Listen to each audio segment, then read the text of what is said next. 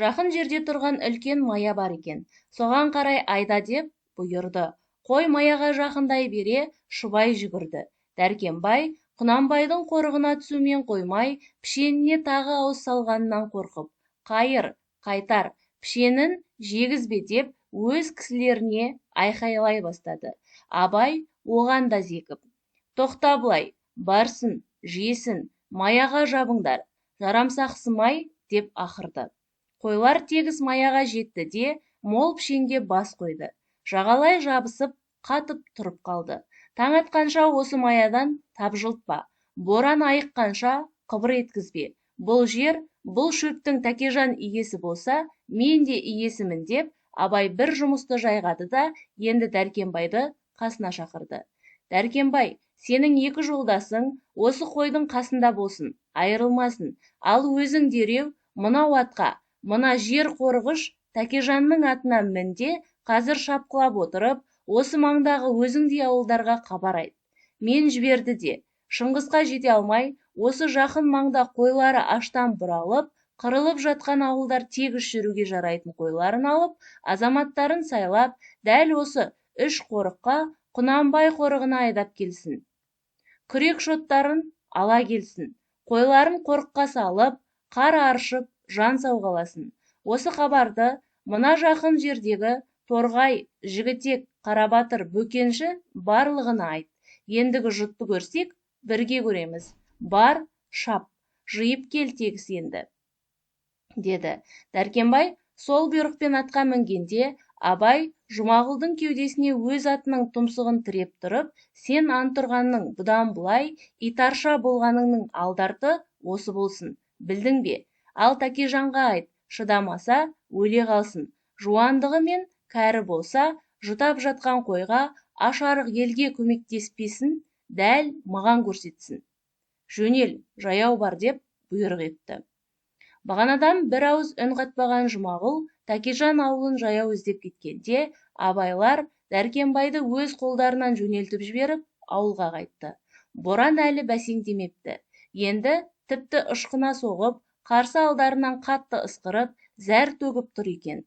Майда қар ұйтқытып жабысып, көз аштырмайды. Желдің соғуына қарап, Жидебайға беттерін түзеп алып, екі жігіт жарысып кетті. Таң атқанда жел басылып, жауа бораған боран айығыпты. Алыстағы Ақбелден жаңа көрінген күн қып-қызыл екен. Қысылып, қиналып шыққандай. Екі жақтағы сұрғылт бұлттарға қызғылт сары рең беріп, құлақтанып тұр. Маңайда шаңыт бар. Бірнеше күн ұдайы соққан қатты жел енді бәсеңдеп, аяқтап келгенде жаяу борасындап қояды. Шытырлаған аяз білмеді. Дәркембай Абай тапсырған жұмысты дұрыс түсінген. Түннен бері дәл таң атып, ел тұрғанша тыным таппаған. Өзіндейлерге айт деген сөзді ол анық ұнатқан. Малы бардың несі қурайды, қол ұзынның өрісі деген. Сыйластықпен, жекжаттықпен немесе тіпті азын-аулақ ақы берумен де Ырғызбайға, Құнанбай байсалдарға сыйысып кетеді. Бөксе бастыны көргенде көп көреді ғой. Азын-аулақ талшығынан айырылса, шұбырып, қор боп кететін де сол ғой деп, Дәркембай өзі көптен айтып келе жатқан осы сөздерін Базаралыға да айтқаны бар. Көптің күйін зілді ғып айтқан Базаралы да осындай кісілердің аузынан анық жайларға мейлінше қанған болатын. Сол Дәркембай Абайдың сәлемін ылғи ғана Қарабатыр, Торғай, Борсақ, Жуантаяқ сияқты осы маңайдағы жерсіз, малсыз елдерге таратты. Солардың ішінде де 15-20 қойлы, 30-40 қойлы әлсіздерге барды. Мұсақұл, Жидебай, Барақ сияқты үш үлкен қорықты жағалай отырған саны көп, дәрмені аз ғана ауылдарды күншығыс жақтан бастап, күн батысқа шейін шарлап шыққан. Аязды боранды түнде асығып кеп, терезе қаққан жүргінші әдеттегідей суық хабар әкелген жоқ. Үміт хабарын жеткізген. Жұрт 3 күннен бергі боран туралы қолда барды ап кетті деп қойған. Ышқынып кеп, шуылдай түсіп, терезені дүбірлетіп, үскіріп соққан жел ұйқыны қуған. Кәрі құртаң жалбарынуда. шаруа иелері күрсінуде. Ер азамат, қатын-қалаш бел шешуден қалған. Күндіз-түні дамыл алмай, мал қораның ішін шарлайтын. Маңындағы төбешіктердің боз қарағаны болса, шауып әкеледі. Жақын жердегі Шият ауылының басын күзеп, қолтықтап келген болады.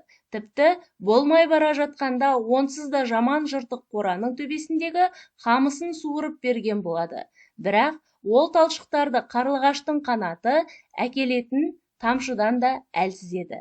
Арамза туған қойына бере ме, сүтін күткен бірлі-жарым сиырына бере ме, болмаса жапа-жалғыз түйесіне асата ма, қайсысына берсе де қарқ қылмайды. Тек әйтеуір соңғы еңбегін өзге өлсе де осы қалса екен деген шаруа сүйенішіне ұсынған болады. Ауқатты көршімен жері жақсы сыбайластан үміт ету бұл елдерде жоқ. Дәркембай мына түнде сол сөнген үмітті сергіте келді. Сонымен дәл күн шыға бере Құнанбайдың үш қорығына қарай жан-жақтан мал шұбырды. Бұл кезде Абай мен Ербол ат үстінде болатын. Ұзын қорықты жағалап, желе шауып отырып, әр ауылдың шоғырларын қарсы алып жүр. Азын-аулақ қойлар мен 4-5 ірі қараның айналасында қатын-қалаш, кәрі-құртаң, ер азамат көп-көптен келеді. Жарап қатқан қойлардан ажар кеткен, жүндері үрпиіп ұйысып қалған, жамбастары сарала боп баттасып қалғандары бар. Анда-санда шыдамсыз ешкілер бақырып-бақырып тұрып, омақасып жығылып та жатыр. Бірнеше ауылдың өз қыстауларынан осы қорыққа қарай жүрген жолы қадау-қадау белгі қалдырыпты. Ол белгілер ұшып өлген ешкі, лақ, арық тоқтының өлімтігі. Ақ қардың үстінде кең жазықта қарауытып қалып жатыр. Қой 6 күн аштыққа шыдайды десеуші еді. Мынау түрлеріне қарағанда, бұл малдардың аштығы әбден шыңына жеткен көрінеді.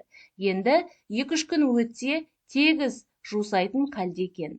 Қарды бұзып жүретін мұршалары да жоқ.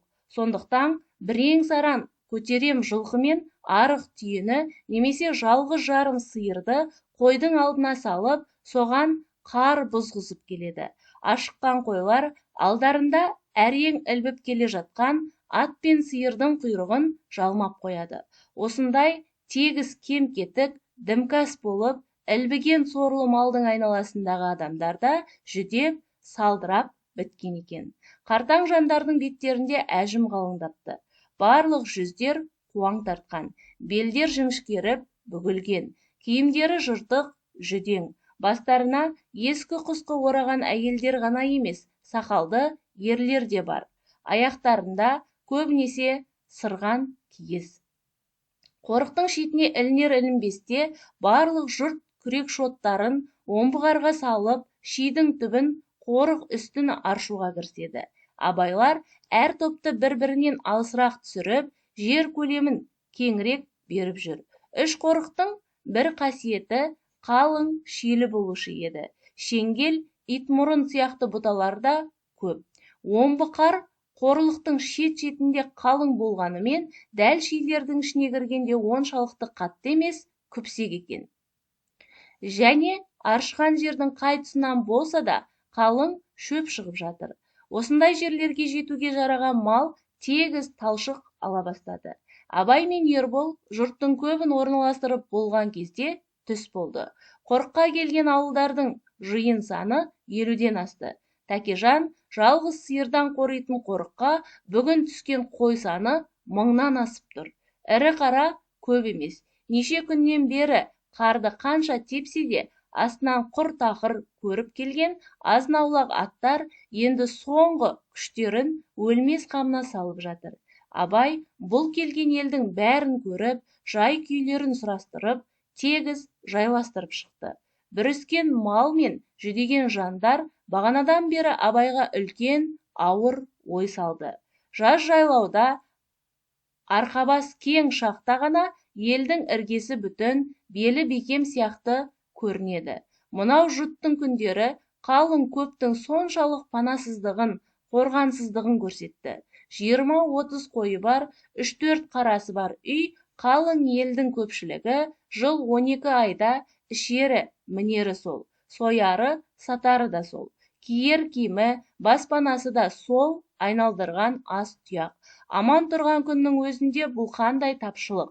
Ал бүгінгідей қысылған шағында, мынандай апат, ауыртпалық көрген шағында қаншалық әлсіз, осал. Осы азын-аулағынан айырылса, тірлік не болмақ? Кешегі іргелі ел деген жұрағат жұрт деген осы ақ болғаны ма? Жұт деген жоқшылық, қысталаң, апат деген осындай боп, қақ қасына келгенде, абай ел тірлігінің барлық қайғылы сорын көрді. Өз ойының ауыртпалығы абайға барлық тірлікті соншалық татымсыз, жалған етіп көрсетті. Малдарын күресін қардың арасына тығып, қоянның кәуегіндей оптың ішін паналаған жандарға жан ашыды. Әрбір ауылдың үлкендеріне соңғы рет қайтадан соғып, тоңғандардың мына тұс-тұсындағы ауылдарға барып жылынып қайтыңдар. Бір-бір мезгіл ыстық ішіңдер. Осы қорықтарда отырған ауылдардың бәрі де ағайын ғой, қумайды, жасқанбаңдар деді. Онсыз да малдар үшін абайға алғыс айтып жатқан кәрілер енді бір жолата жұттан құтылғандай көтеріліп қалды. Абай осы бетінен аттан түспей, жортып отырып, үш қорықтағы бар қыстауды аралап шықты. Әр ауылдың ызғұтты сияқты үлкендерін және әсіресе ас иесі кексе қатындарын тысқа шақыртып алып, мынау апатпен алысып жатқан ағайынға қайырым етіңдер. Ауылда неше қазан болса, соның бәріне ыстық істеп, күніне бір рет қорек беріңдер деп қадағалап тапсырып шықты.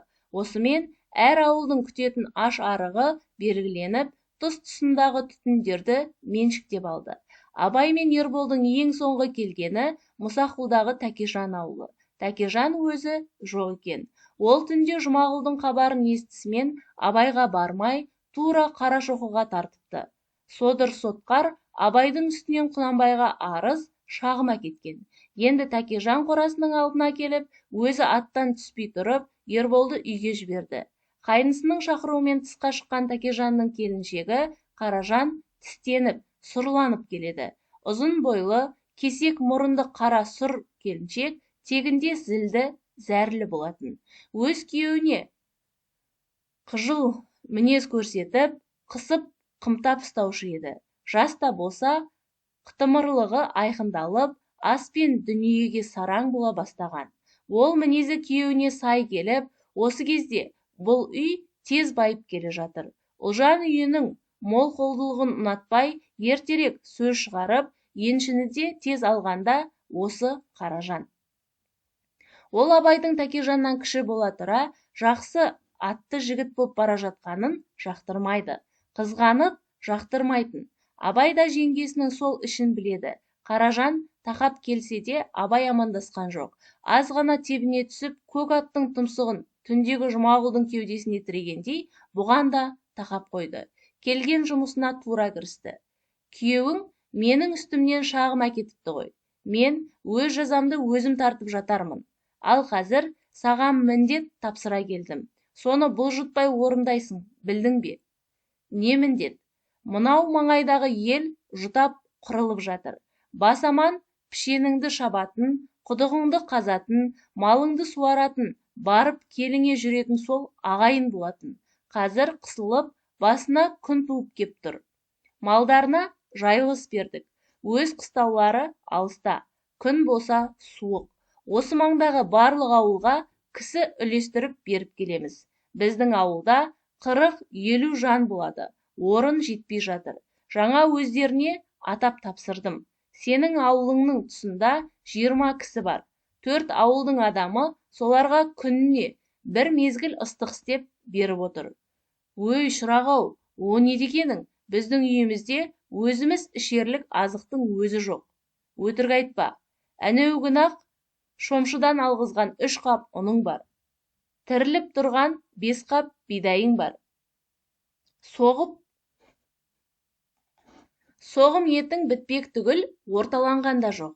Барыңды түгел санап кеп тұрмын. Бұл жолы қалжыңым жоқ, бар шыным. Үлесесің, мынау аш арық жұртпен. Қырылыссаң жақсы болмаймыз. Өзіміз аш қалсын дейсің бе, деп Қаражан қырыстана берді. Абай қатты долданып, ақырып жіберді.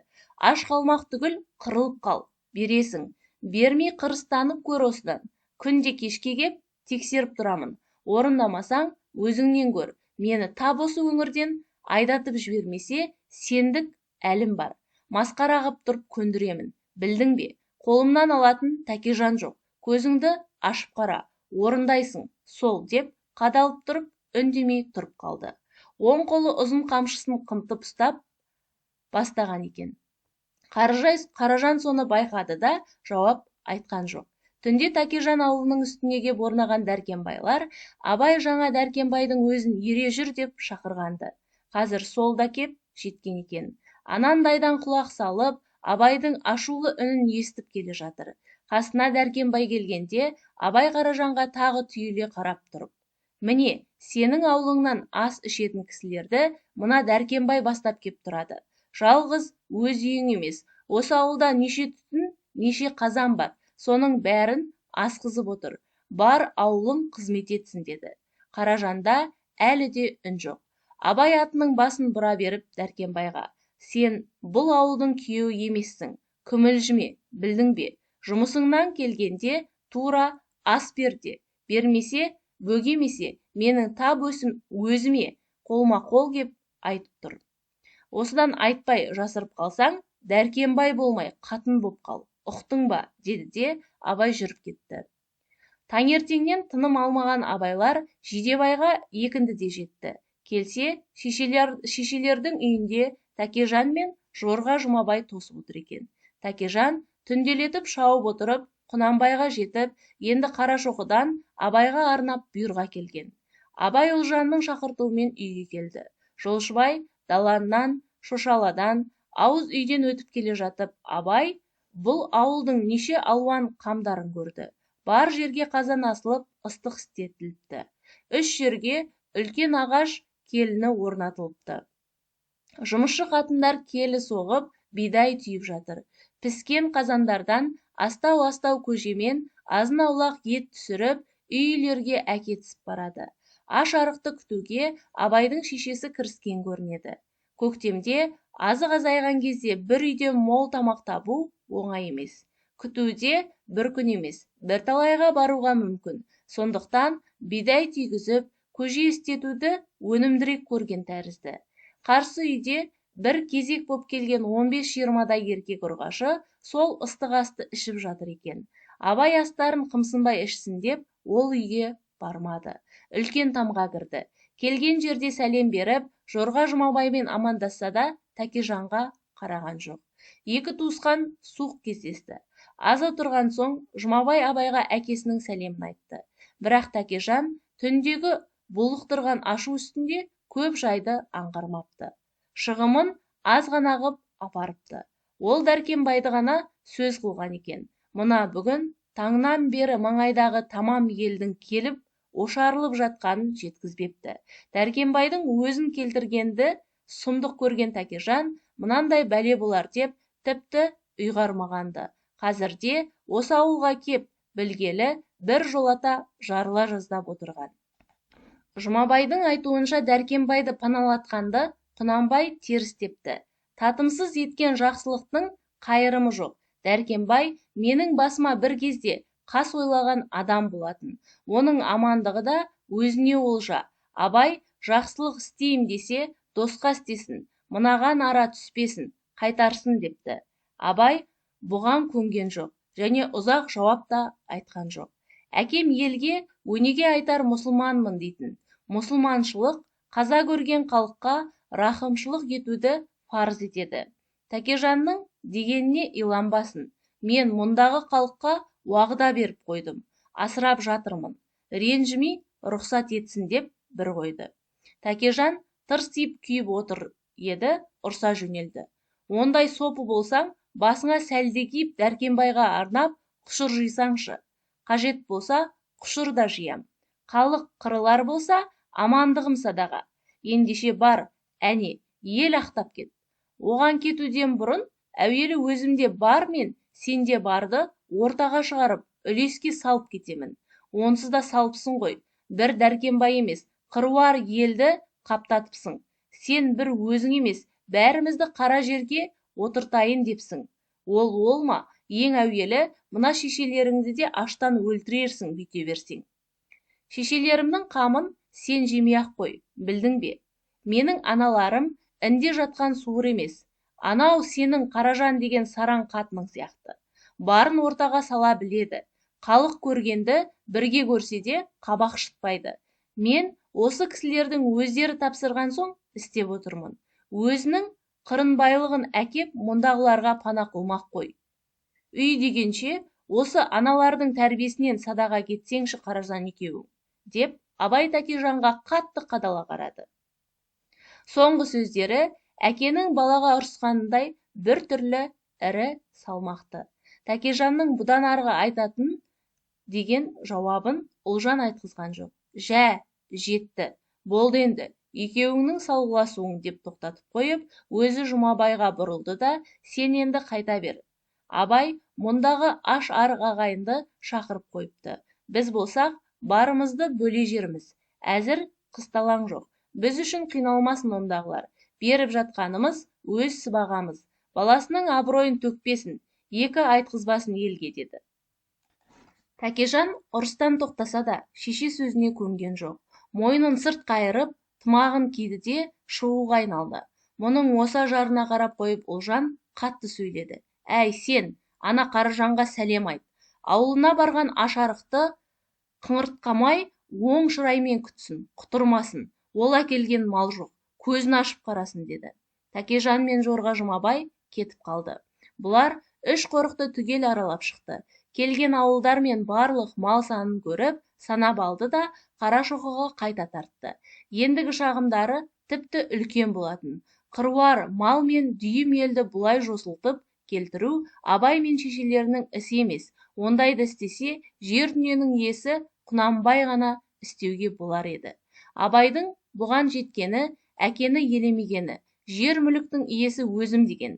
Құнанбай Жидебайдағы істер туралы Жұмабай мен Тәкежан сөздерін түгел тыңдап алды да, абайларға енді ыза болды. Шынында бұл мінез ырықтан шығып, құрық әкету. Әкесінің ашуланған пішінін байқап, Тәкежан ырза бола бастады. Томырлаған ашумен қатты бұйрық айтар деп дәмеленіп еді, бірақ Құнанбай мұның көзінше шешілген жоқ. Тек қана тыю салу керек деді.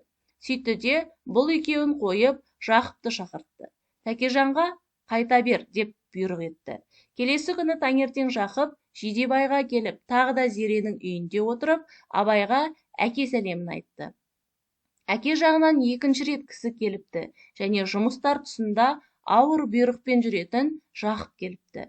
Осал белгі емес. Тегінде ауыл аймақ болсын, ағайын ортасы болсын, Құнанбайдың сәлемдерін әрқашан жіберген кісілеріне қарай салмақтап танитын. Мысалы, алып кел, айдап кел дегендей бұйрық болса, ол Қарабас, Қамысбай сияқты атшабарлар түрінде келеді.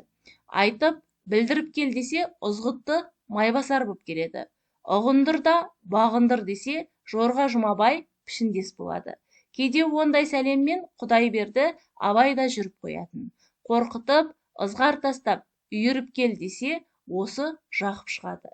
Бірақ рулар арасындағы келелі сөзге, іргелі кеңеске жүретін. Ал іс тіпті үлкен боп, көп елмен қар жасатын кез болса, ондайда Қаратай шығады. Мына жолы Жақып кепті. Абай жаңағыдай сәлемшінің ауысуына қарап, Қарашоқыдан шығатын бұйрықтың саты салмақтана бастағанына еске алды.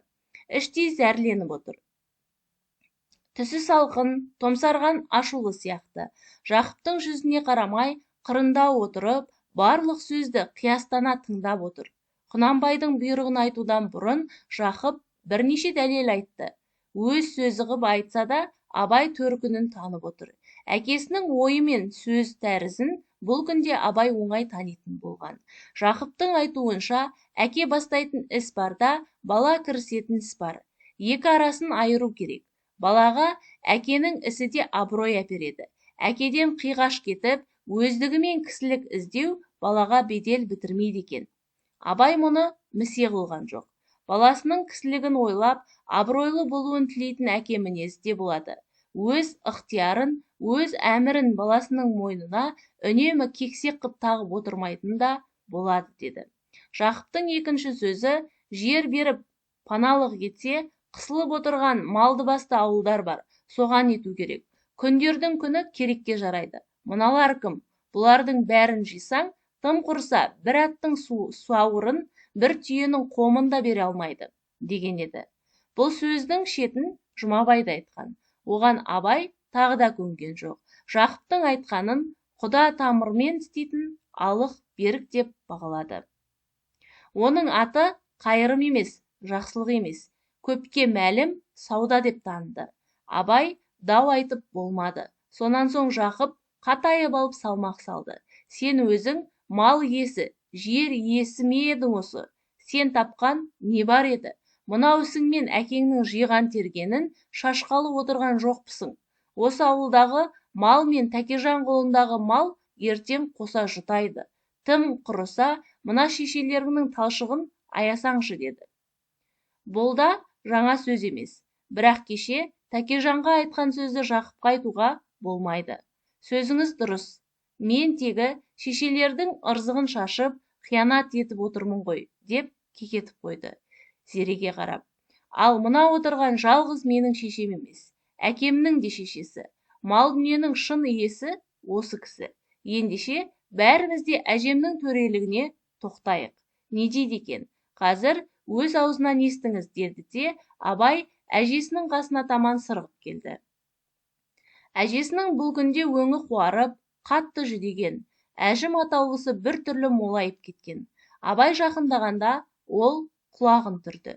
Немересі айқайлап сөйлеп, барлық жайды айтып берді. Қысқа айтса да ұғымды айтты. Бұйрық пен байлауды бір өзінен күтетінін білдірді. Зере күрсініп отырып қабағын түйді де Жақыпқа қарап: балама сәлем айт. Көп өмірім қалған жоқ. Зарлаған аш арықтың қырғынын көрерім қалды ма?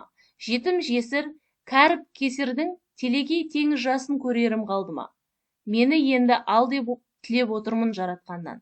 Жаназаға жиылған жұртты да ас беріп асырайды ғой. Тимесін, қумасын, деді. Жақып мұны естігенде іркіліп үндей алмай қалды. Кәрі әжесін осындай зар тілекке жеткізген мінездерге Абай күйіп кетіп: әнеки, шешенің қамын жегендерің шын болса, жылатпасаңдаршы, қуғызбаймын, деп бір-ақ байлады. Жақып Зере сөзінен соң қайтыңқырап қалса да, Абайға ызғар тастап кетпек. Не деп отырсың өзің? Біреудің бетінен алайын дегенбісің? Сөзіңнің аңғарын мен ұнатқам жоқ. Тіліңе уақып бол, деді. Абай бұл тұста да ашуынан қайтқан жоқ. Не деп отырғанымды түсініп отырсыз.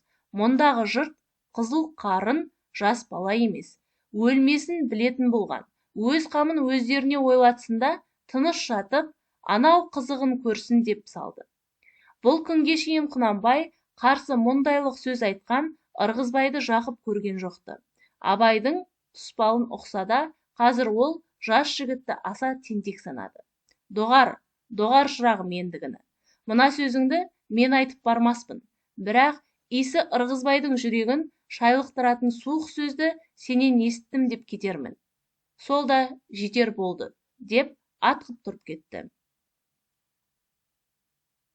Абайдың жаңа кейіндеп кеп айтқан тұспал сөзінде көп мән болатын. Ол Құнанбайдың осы қыс ішінде істеген бір ерекше мінезін ауызға алғанды. Жақып кеткеннен кейін Жидебайға қайта оралған кісі болған жоқ. Басқа уақыт болса, сөз аяғы бұлай аяқталмас еді. Үнсіз жым-жырт қалуында сол Құнанбайдың жаңағы оқшау ісінің өзі себеп болды. Тегі соңғы 2 айдан бері Абай мен Ұлжандар Құнанбайға өкпелі, салқын болатын. Өйткені Құнанбай осы қыста жасы 60-тың ішіне кіргеніне қарамай жас тоқал алған. Жидебайдағы 2 әйел, Ұлжан мен Айғыз болса, Қарашоқыда бәйбішесі Күнке болса, солардың үстінен 4-ші қатын етіп Нұрғаным деген қызды алды. Нұрғанымның жасы Құнанбай түгілі Абайдан да кіші. Сондайлық баласынан кіші қыздаларын Құнанбай үй ішінің ешқайсысына білдірген жоқ. Бұл жөніндегі әңгіме байлау Қаратаймен екі арасында ғана болған. Жұмыс бастағанда да оқыс басталды. Бас себебі Қаратай болатын. Өткен жазда Қаратайдың қатыны өлді де, кәрі ақылшы қатынсыз жүрді.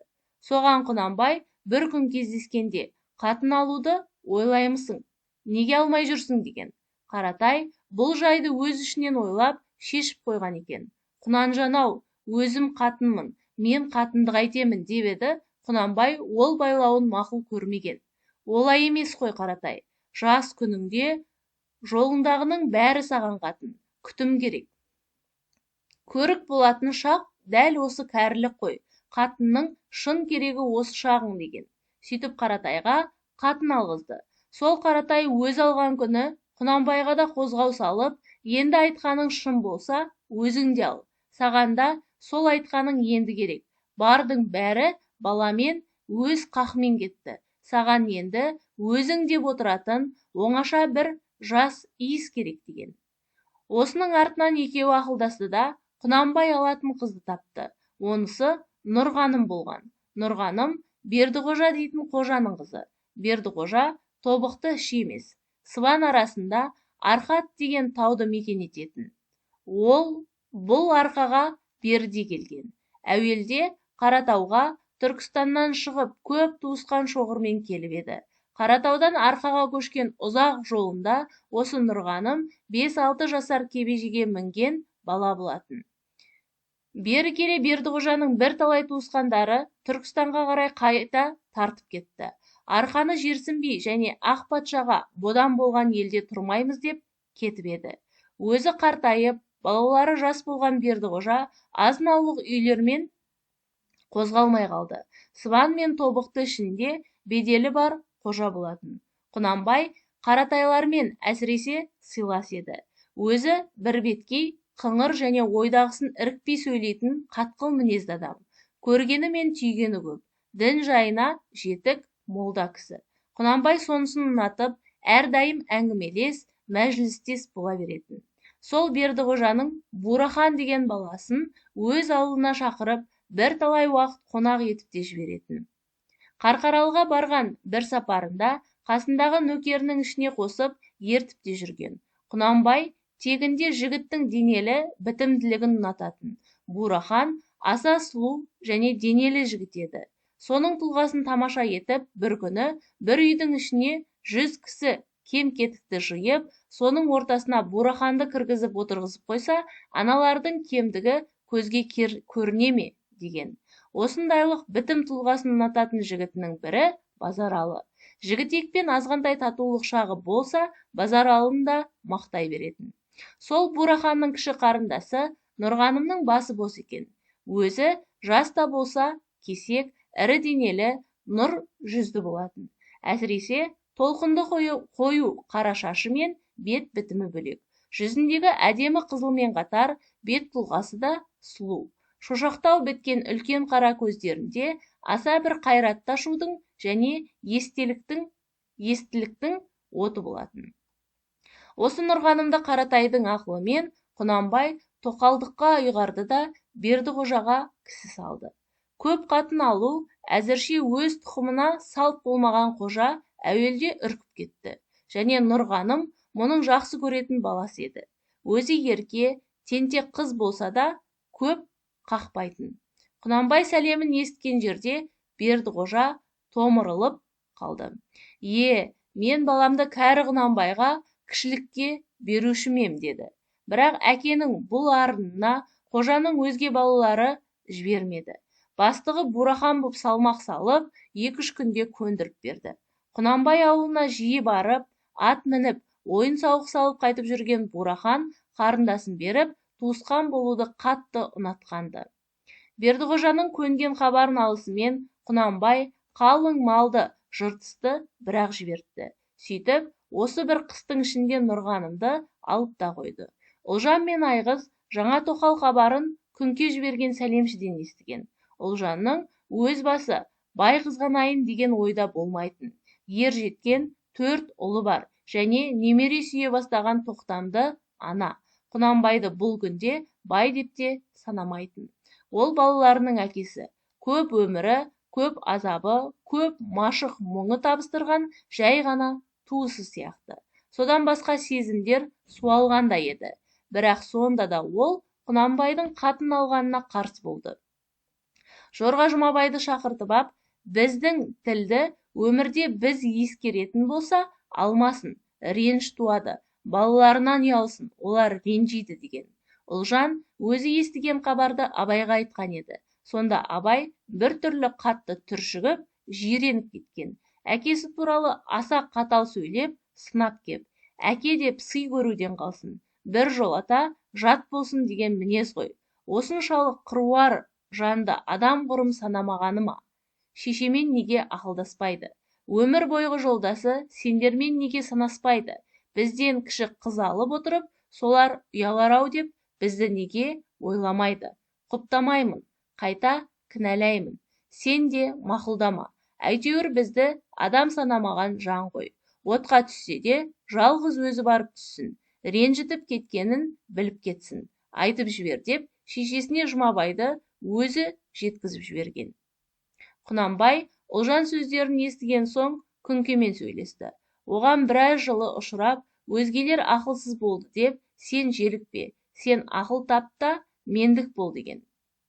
Күнке әрқашан бұқпа есепке бейім тұратын. Ұлжанның балалары көп, оларға болысып отыратын зере де бар. Сол себепті Жидебайдағы ауылға Құнанбайдың қырын қарап жүргенін әрдайым өзіне пайдалы көретін. Әсіресе Ұлжанның айналасындағы үбірлі-шүбірлі молдықты, кеңдікті сүймейтін. Түбінде солар көптейді-ау, артық үлес, үлкен сыбаға әкетеді-ау деп үнемі қызғанумен болатын. Мынау үлкен іс байының өмірі үшін, тіпті өзі үшін де өзгеше болатынын Күнке біледі. Басында көнбейтін боп наразылыққа беттеген. Бірақ сол наразылығының үстінде де Ұлжанды бақты. Егер бұл тулап байды үркітіп жүргенде Ұлжан көніп қойса, жаман болады. Байдың сүйенішінен бір жолата айырылып қалады. Сол себепті өзінше қулық ойлап, Ұлжан жағына түрткі салған. Ол жақтан ойдағыдай қарсылық келді. Құнанбайды күйдіргендей наразылық айтыпты. Енді бұл тұста Ұлжан арқылы келетін Күнкеге деген қауіп жоқ. Соны да ойлады да, Құнанбаймен шындасып келгенде Ұлжанды жамандап шыға берді. Өзі кең, ақыл болған боп рұқсат етті. Және Нұрғанымды өз қолыма әкеп түсір, менімен бір болсын. Ұлжан күн көрсетпес деп, тіпті қамқор боп та шықты. Сол Күнкенің дегені болды да, Құнанбай Нұрғанымды Қарашоқыға келтірді. Бірақ осының орайына 2 айдан бері Жидебайға қатынасқан жоқ. Сөйтіп Жидебайға Жақып пен Жұмабайларды келтіріп жатқан істің кезінде Құнанбаймен үлкен аулы араздық қалінде еді. Жақыппен сөйлескен сөздің аяғында Абайдың тұспалдап түйреп еткені осындай ескі жара болатын. Күйзеліп жатқан көрші елдің ауыр күйі соған кеп қосылған. Ішті тысты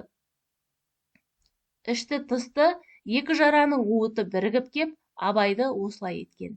Әлденеше айға бергісіз боп созылған 15 күн өтті. Шаруаларды күйзелте бүрістірген ауыр қыстың аяғы осы болатын. Биылғы жұтты халық соңғы қардан, ұзақ бораннан көрді. Әсіресе осы көкек пен мамыр арасынан көрді. Көктем айы деп санайтын мамыр соншалық сұрапылдай тигендіктен жұттың атын мамырдың жұты деп бұрынғы жұттардан бөлек санады. Кейде аққардың жұты дейтін. Онысы да мамыр ішінде жауған соңғы қарларды атағаны. Кедей көршілер Жидебайға кеп тығылғанға 15 күн өткен соң күн жылынды. Оңтүстіктің жылы желі ескегі соқты. Осыдан 1 ай бұрын соқса, жұрт оны жыл әкелді, игілік әкелді деп қуанышпен қарсы алар еді. Биыл қуанта алған жоқ, бірақ сонда да қалғанды құтқара келді. Абай мен Ұлжан Құнанбай бұйрығынан құтылған соң бар ынтасын көпті күтуге жұмсаған. Солардың малы мен өз бастары бұл екеуінің ерте кеште дамыл алмай ойлайтын міндеті боп алған. Абай күн ұзын ат үстінде жүріп, қатты жүдеді. Қап-қара боп тотығып кетті. Бірақ дәркембайларға арналған еңбегі мен бейілі текке кеткен жоқ. 50 ауылдың 1000 шақырымдай қойы мен барлық ірі қарасы шетінен жан сақтап аман қалды. Көктемнің ескегі соға бастасымен маңайдың қары ағыл-тегіл тез кетті. Бір ғана қорық емес, адырлар, далалар да әр жерінен ойылып қарауыта бастады. Мезгілінен асып, ұзақ жатып қалған қар енді тіпті асыға жөнелгендей болды. Жер аяғы кегінген деген уақыт келді. Күн көзі де әбден жылынып, аспанда жазғытұрдың ақ мамық бұлттары жөңкілеп көшті. Жидебайға жиылған ел осы уақытта өз қыстауларына жетуге асықты. Іші аман қалған саулықтардың алды қоздай бастаған.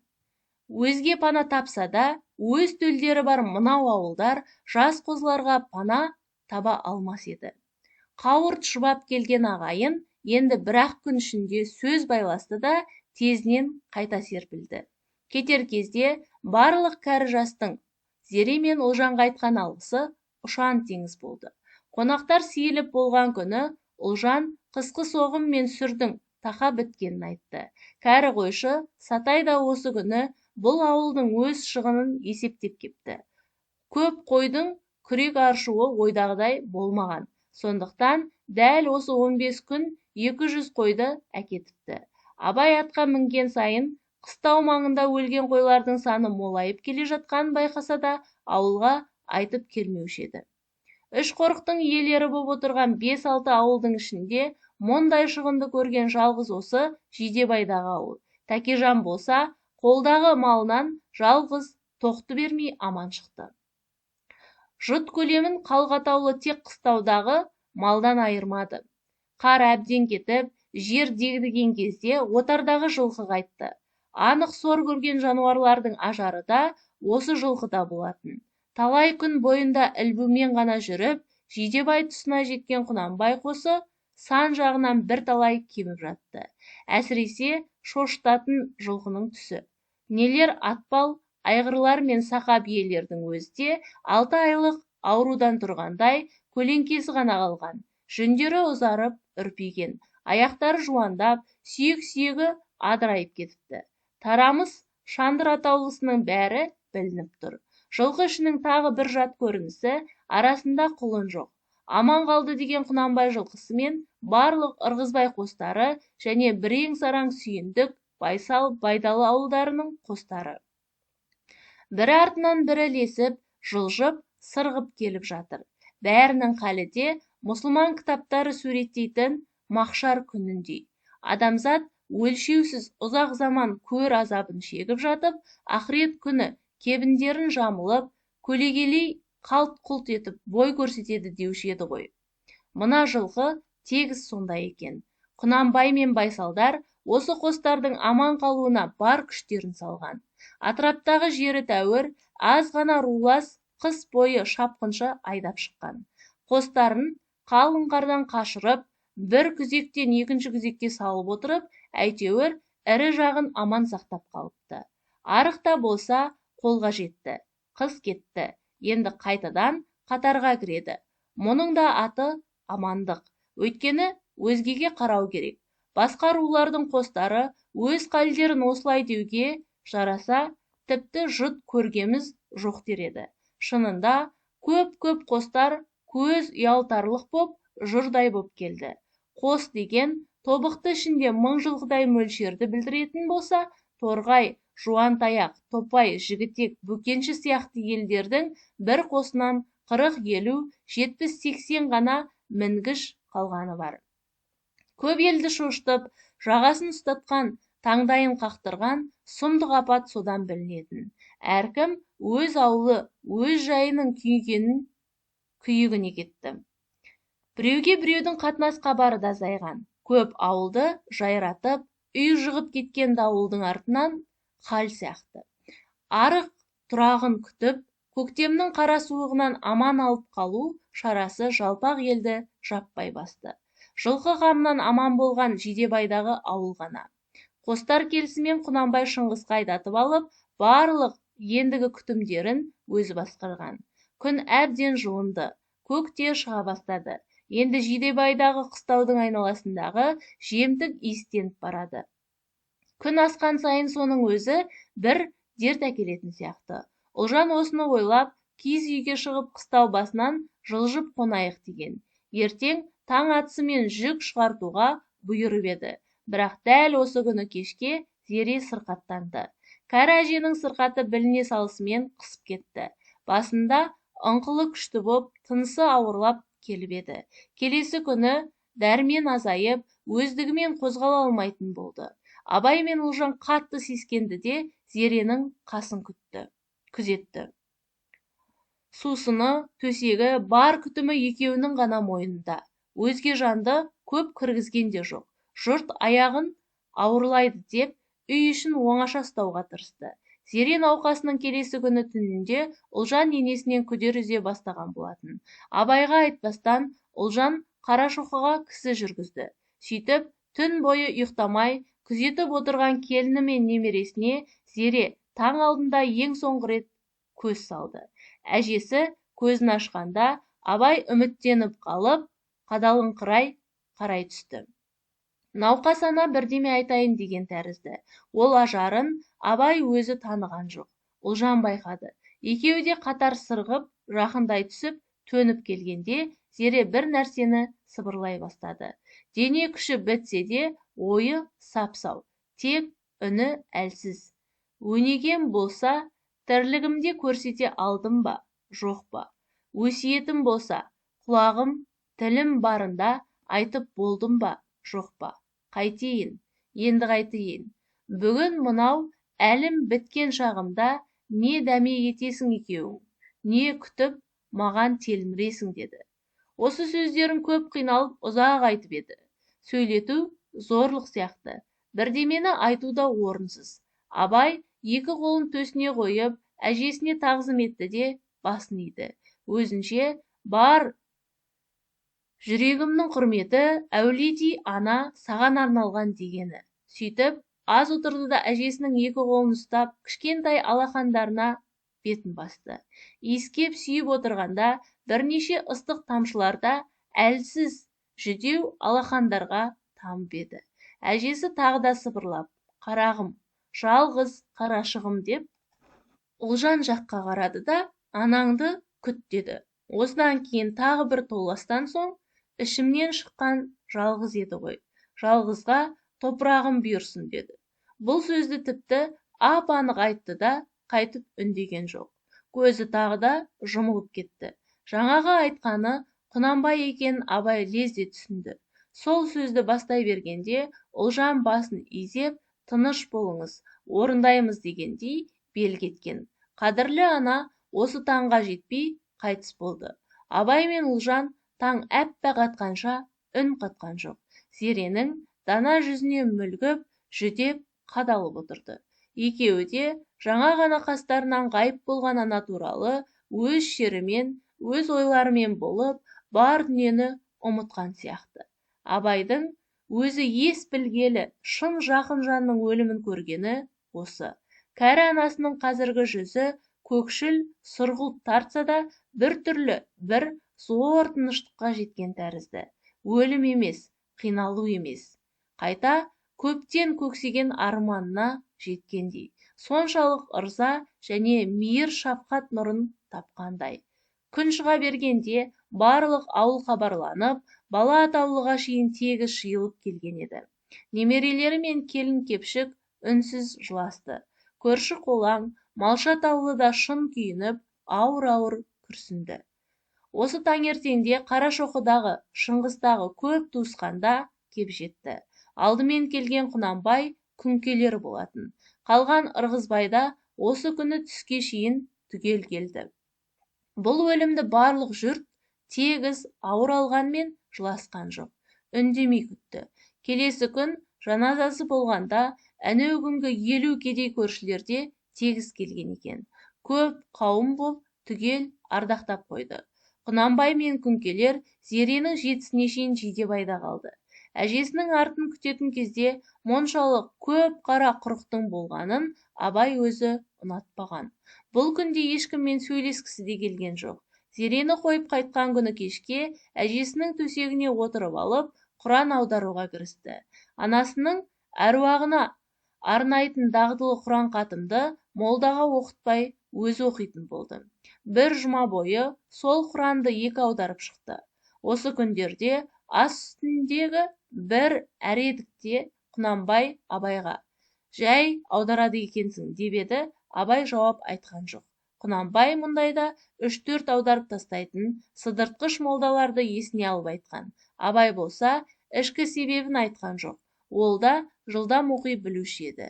Абай анасына сауап болсын деп Құранды өзгеше ықыласпен асықпай, соншалық мүлгіп, мінәжат қып оқиды. Құранның кейбір парасының үстінде ұзақ отырып қап, жалғыз жасырын ойларда ойлайды. Онысы әжесінің адамшылық, аналық қасиеттерін жоқтау еді. Өз ішіндегі адал алғысын бағыштауда дұғалық, тілек есепті көрінетін. Осы 7 күн ішінде үй оңаша қалған бір шақта Абай Ұлжанның бір сөзін үлкен ықыласпен тыңдады. Шешесі көзіне жас алып отырып, өз-өзінен: «Анаң, анақ еді, жарықтық. Осы кісінің өсиеті, тәрбиесі болмаса, мен де бір түйіліп қалған қу түйіндей үндемес қатыбас болар ем. Сен екеумізде қарыз бар еді. Тым құрыса, әруағы ырза болсын, артын жақсы күтейік» деді. Абай өз шешесінің де қартайып қалғанын байқады. Мұның да мейірімді жүзінде ой ауырлап, уайым қалыңдапты. Айтқан сөзін құп алды да үндеместен бас иді. Зеренің жетісі толып, Құран қатым болған соң Құнанбайлар қайтып кетті. Аз уақытта жылдағы дағды бойынша жұрт жайлауға көшті. Абай әжесінің қырқына шейін тысқа шықса, ертелі-кеш анасын жоқтап, зар өлеңдер айтады. Тау басына шығып даланы кезіп жүрсе де, анасына бағышталған мұңды ойлардың қасірет жырлары орала береді. Әсіресе шыңғыс асып, көп елдің күйін көргенде біртүрлі жат, жаңа дерт тапты. Байқаса, бұрынғы қыруар елдер кішірейіп, бір-ақ уыс болып қалған. Өлкеге сыймайтын малдың орнын оқта-текте көрінетін, шашылып жатқан 5 оңды ғана қара бар. Малы аз болған соң талай ауылдар бірігіп кетіпті. Шыңғыс сыртының иен қоныстары, мол адырлары, иен жайлаулары көбінше қаңырап тұр. Сонымен қатар, ел ішінде күңірену көп, жоқ-жітік, қайыршы көбейіпті. Абайдың өз анасы өлгенде ел анада төсек тартып, дертке шалдыққан сияқты. Осыны көріп ойланған сайын, Абай өзгеше бір айықпас зарға батты. Қаралы көңіл ашылмастай боп, екі иығынан басып алды. Үстіне киген киімге, мінер атқа, ішетін асқа да бейілі жоқ. Көп адаммен тілде қатпай, үнсіз боп барады. Бірақ енді өз анасы Зерені ойлаумен бірге, халық деген ананы қатар ойлап кетеді. Әрі-беріден соң екі шер бір қосылып, бір жырға, бір зарға айналды. Абай әжесінің қырқына жетті. Жайлаудағы көп ел жиылып, Зерені соңғы рет естеріне алды. Ұлжан Абайдың осы уақытқа шейін аса бір қатты ойға түсіп, азып кеткенін байқап жүрген. Әженің қырқын беріп, жұртты таратқан соң, баласын оңаша алып отырды да: «Сен осы бір қалың шыңға батып кеттің-ау, жүдеп кеткеніңді байқаймысың? Жас адам уайым соңына өйтіп сарылса, пайда таппайды. Енді тоқтал, бойыңды жи, Ерболды шақыртып ал да, атқа мін, ел қыдыр, сергіп қайтшы» деді. Ербол Абайға келгенде, Асылбектің бір сәлемін ала келді. Бір талайдан бергі сыйластық бойынша Сүйіндіктің Асылбегі Абайды қонаққа шақырыпты. Шешесі қайтыс болған үйден шықпады ғой. Біздің ауылға келіп, қонақ болып қайтсын депті. Сонымен екі жігіт Сүйіндік ауылына сый қонақ болып келді. Баяғы Жәнібекте сол белгілі әдемі көк өзекте отырған ауылға Абайлар жақындап келгенде, үй сыртына бұларды қарсы алып, Асылбек, Әділбек шықты. Қастарында Дәркембай да бар екен. Қонақ жігіттер әуелі сүйіндіктің үлкен үйіне кіріп, сондағы кәрілерге сәлем берді. Бәйбішесі мен сүйіндік осыдан 10 шақты күн бұрын зереге бата оқып қайтқан. Қазірде Ұлжанның денсаулығын сұрастырып, аз сөйлесіп, амандық білісті. Содан кейін жастар кең отырсын, еркін сауық етсін деп, Асылбектің отауын әзірлетуге бұйрық берісті. Отау онсыз да әзір еді. Абайлар сонда келді. Тыста да, отауда да абайды көрген үлкен-кіші жылы сөйлейді, сыйлағысы келгендей. Соның бірі Асылбектің келіншегі Қарашаш.